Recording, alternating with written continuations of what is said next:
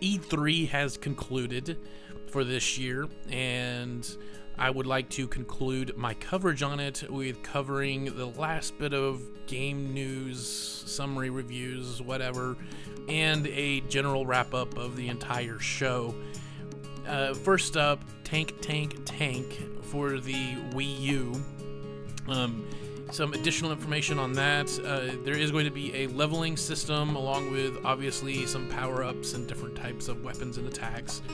There is going to be a 4-player co-op and versus mode, and it will allow the players to take either a portrait or a screenshot or something like that and modify it in-game to be kind of like their identifying icon avatar thing or whatever.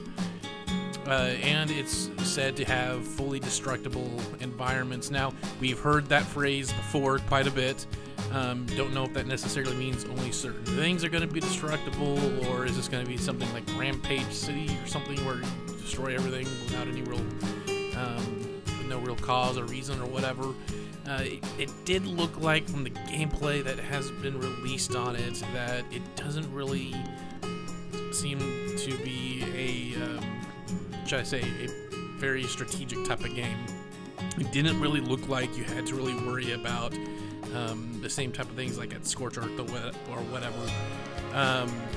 It also wasn't confirmed that actual destruction of the environment actually impacted or affected you as a player or whatever.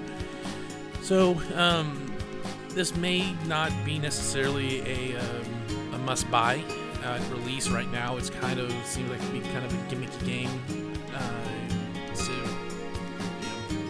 or whatever. So the versus mode does seem to be that it could be a little bit of fun, and I would like to see some more demos and gameplay of that. So it's one that you may want to keep an eye on, but right now it's really nothing overly special.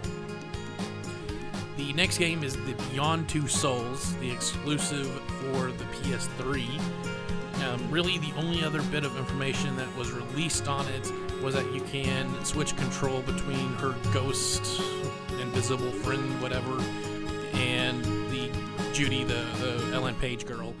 Now, one thing that has been the developers and everyone else has been trying to nail the idea of is that what was shown during the Sony press conference was gameplay footage, or gameplay real-time footage, and that was not gameplay footage. The only way that could be is if you were the one controlling all the camera changes and the throwing of the coffee cup and everything else in there. So what was shown there was not gameplay. Now, they did release a little bit of more, another video that contained a bit more in the way of what I would consider gameplay. That you're the Judy running around and doing some basic stuff like that, and it is perfectly clear that the images shown at the press conference did not match what the gameplay looked like. So, that is not the same thing. Now, don't get me wrong, the graphics look really, really good, especially the environments. It's not as good as what they're touting at E3. So, beyond that, it looks like it's going to be a very heavy story-driven game. Not much in the way of, should I say, gaming, or what we typically would think of gaming. It's more like you're just progressing a story and that's it, which, that's okay. It seems a bit more like a movie to me than a game, but if you liked Heavy Rain, it's made by the same folks, so if you really liked Heavy Rain, then you're probably gonna like the Beyond Two Souls. If you did not like Heavy Rain, then you're not going to like Beyond Two Souls. So kind of take it for that worth. I don't think that there was really announcing a date for release. It's not going to be this year, probably next year, who knows. The last game that I kind of want to go over was one that I was kind of very excited to learn more about at E3, and that was SimCity. Now, it's been a long time. I think they said, what, 10 years or so since we had a city building SimCity game, and even that really wasn't all that great compared to the SimCity 2000 and stuff like that. But what they did release and talk about the game is that it's going to use kind of the Glassbox simulation engine, which kind of shows more of a multi-tier process, building and environment, and from a graphical standpoint and all that than what we've seen previously in the SimCity games.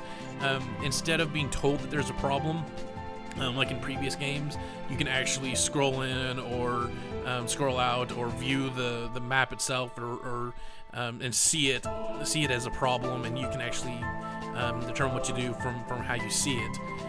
You're going to be playing in a region type area, meaning you could potentially have multiple cities, one that could be more geared towards industry and one geared more towards shopping. And you'll see players, your people, your citizens or whatever, coming and going between the two cities based off the time of day or whatever. Your buildings will be modular, meaning you can add stuff to the buildings. Don't really know how that's going to be extended upon. It is going to be a multiplayer game. It was kind of unclear on how that's going to necessarily play out, if you're all going to be in the same region, or you're going to be communicating between different regions, or it's not going to be like an MMO or anything where everyone is in kind of one world. But hopefully some more information about that will be coming out shortly. The release will be February of next year, or at least that's what they're shooting for. The graphics do look a little cartoony compared to at least some of the older SimCities, but for what they're trying to do, it may just work. Some of the map functions and stuff like that are taking cues from Google Maps and such, so it just looks like it's going to be a pretty entertaining game overall. A quick note about the SimCity Social. It is a game that's going to be on Facebook. It seems to look and function somewhat like Minecraft. Not necessarily in graphics or things like that, but kind of the multiplayer aspect seems to work something like that. Again, not a whole lot of information was on that. It is supposed to be available here pretty soon. So it might be something interesting to check out. Now, with all of that out of the way, as a whole, I thought that this year's E3 was a bit underwhelming. Not just in the press events, but from the news and everything that was being released and shown around the press conference. It just didn't seem to have the same push as what it has had previously. And it could have a lot to do with the fact that there really wasn't a whole lot of, should I say, third-party booths or focus. Like, there wasn't really a Square Enix. Granted, I know they didn't have a press conference, but they didn't really seem to have a big showing at the show. I know they had some stuff like the Tomb Raider and stuff like that, but Capcom really didn't seem to show up with anything. BioWare had nothing. It just seemed to be a bit of a lackluster performance. It's perfectly obvious that both of the PAX shows and GDC are superior to the conference, to the E3 conference. With all that said, I do believe that it was a lot more entertaining than last year's E3, simply because they focused more on games this year. And I'm not saying that the Wii U or the hardware or stuff like that was being focused on. It just seems like last year was more focused on gimmicks and not actual games. So it does get a little bit of a plus from that this year, but really it just wasn't as good as E3 of old. What I would really like next year to do with E3 is, one, drop the stupid pretense of this being a press event.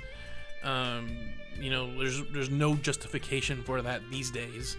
You can still have your closed doors and stuff like that, which I think is bonk in the first place.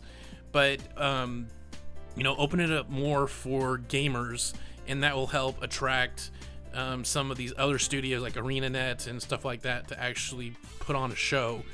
In addition, I would like to see more of a day or something like that dedicated to the main, at least the main 5, in the way of the press conferences. Instead of just having an hour show for each, there really needs to be like a general hour and a half, 2 hour show between Sony, Microsoft, or Nintendo, and then there needs to be like a day worth of presentations dedicated solely for that system, be it for the handhelds as well, or demonstrating the functionality or whatever, but something that will go through the games and stuff like that and actually have presentations of, hey, you press A, B, and your character does this, or these moves are controlled by you. It's not pushing a button and watching it happen on screen.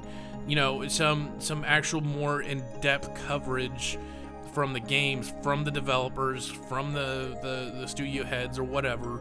A lot more information about the games in a presentation-like sense, instead of having to rely on the press, quote unquote, to report it after the presentation. So that's just a few changes I would kind of like to see.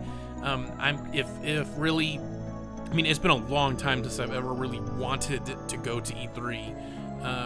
PAX I would love to go to, GDC would love to go to, the Indie Show conferences, those are just seem more engaging and more informational and more purposeful than what E3 has.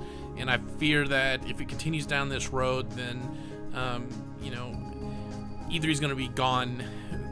It's not going to survive. It can't survive, especially with all the big players not showing up. Like the Activision, Capcom, Square, BioWare is part of EA, but with all of used to big time companies not showing up, diligence, it's hurting the show, and the show can't survive with just Microsoft, Nintendo, and Sony. So I don't know. If nothing really changes anytime soon, I fear that E3's only got a couple more years left before it becomes not worth it from a cost perspective to actually have. So there we go. E3 2012. Hopefully there's a lot of games piqued your interest and kind of helped fill in that gaming list for the holidays and for the coming months. Now, if you'll excuse me, I have a particular beta that I need to get back to. With that, thanks for watching my E3 coverage, and God bless.